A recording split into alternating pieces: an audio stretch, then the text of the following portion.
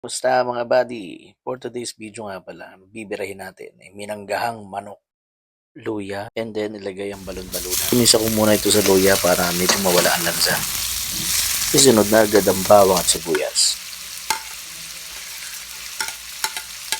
At pagkatapos ay haluin at takpan. After 5 minutes, ihalo na ang mga natirang manok.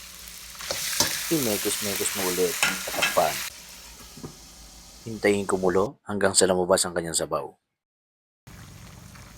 Ihalo na ang giniwang mangga. Wow naman! Wow! Wow! Walang katapos ang paghahalo at pagtatakip. Sige, buksan mo uling animal ka.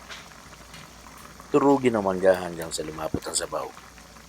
Maglagay ng asin, betchin, at malinis na tubig pang sabaw. At muli nating takpan.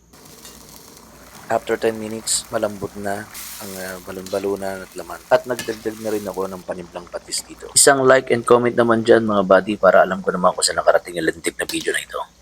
Haluin lang at tingnan kung malambot na ang karne.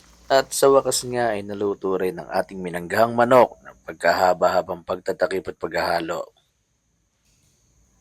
Hep hep! TK mana mga buddy! Go! Sa dyan pagkalabot Tikman mo nga buddy!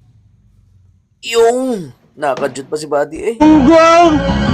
Barinig kita sa mukha At sa mga hindi pa nakasubscribe sa aking channel, subscribe na para lagi ka updated sa aking mga video. Salamat mga buddy!